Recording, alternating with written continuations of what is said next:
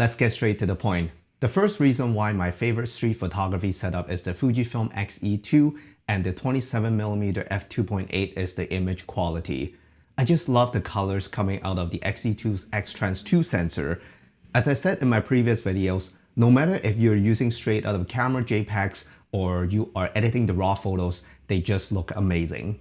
The artistic film look from earlier Fujifilm cameras is just something I don't get with newer cameras like the Sony a7 III or the Canon EOS R that I had before. Yes, you can get the film look by editing the photos coming out of the newer cameras, but Fujifilm has the look in camera already even if you're using just the JPEGs when you don't have time to edit, so that is awesome. The fact that you can edit the raw photos directly in your Fujifilm camera using RAW conversion is just absolutely amazing. If you're happy with the basic adjustments, you don't even have to spend time transferring the raw photos onto your computer or smart devices to edit them using apps like Lightroom or Photoshop, which are not free. I've talked about Fujifilm image quality a lot in my previous videos, so if you want to know more, definitely check out those videos. The second reason is the battery life of the X-E2 that makes it a perfect camera not only for street, but pretty much anything. I can easily take more than 400 photos, highest quality JPEGs plus RAW, and still have around half of the battery life left.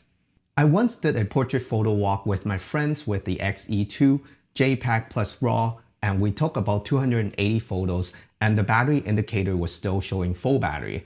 Of course, it didn't mean the battery was full, but that means I didn't have to worry about the battery life at all. Keep in mind, this is a second-handed X-E2 and the battery is not new.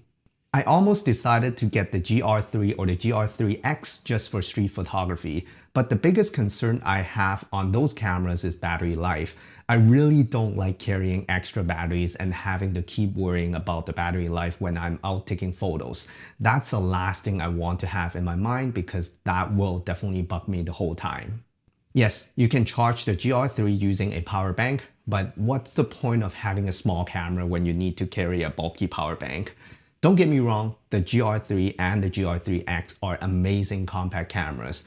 I have to constantly remind myself that the battery life is not going to be enjoyable in order to stop myself from buying them. I really like those cameras. Of course, the trade-off of having better battery life is a bigger camera.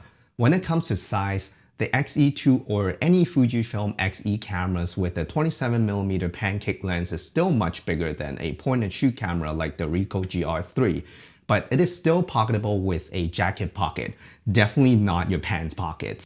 I'm going to be honest with you, I don't think I will put the GRiii in my pants pocket too because yes, it is small, but it will still be uncomfortable having it in my pants pocket. It will definitely be easier to carry around compared to my Fujifilm combo, but I will probably still be carrying it or putting it into my jacket pocket. Another reason why I prefer the XE2 combo is the EVF. Besides being enjoyable to use, sometimes you just have to use the EVF when the sun is too bright for you to see the LCD screen at the back. It also gives you another point of contact to stabilize the camera when you are taking photos. Not a bad idea at all. The images coming out of the Fujifilm 27mm F2.8 lens is not bad at all. By the way, I got the first gen without the aperture ring.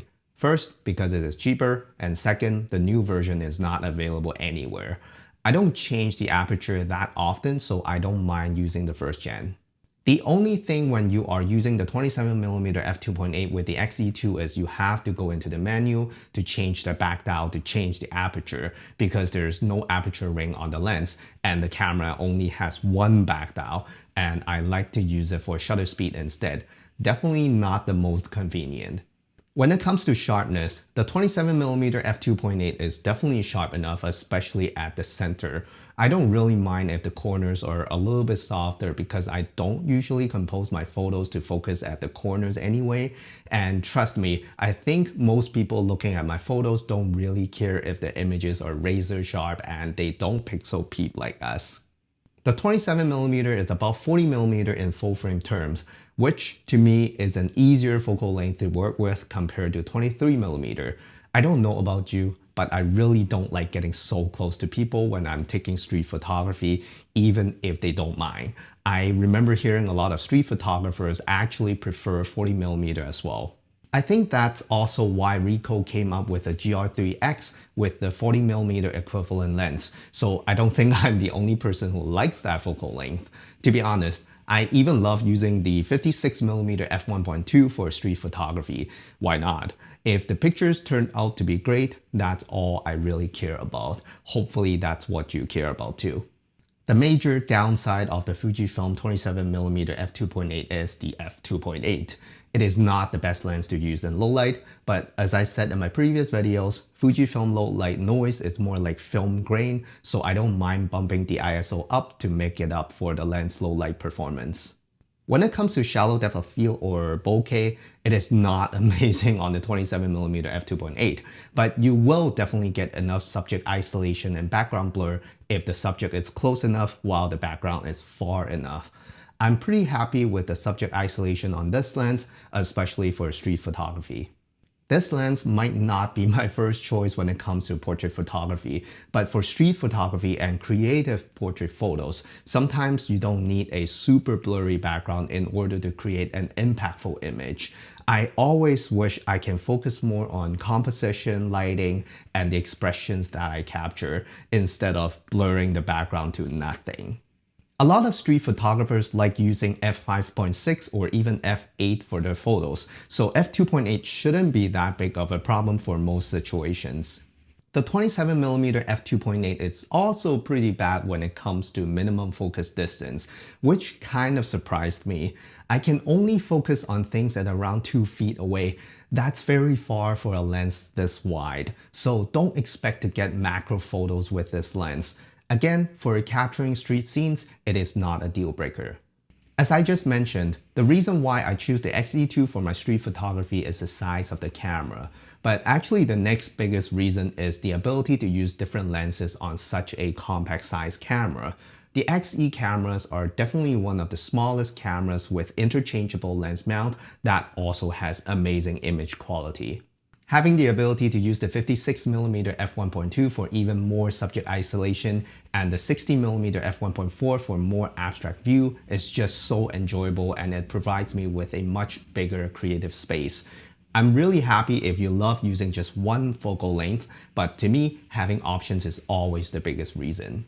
I have heard so many times from users with fixed focal length saying they wish they can go wider or they wish they can zoom in more. So why not get a camera that you can use different lenses with? That's why I'm still debating so hard to get the X100V or not.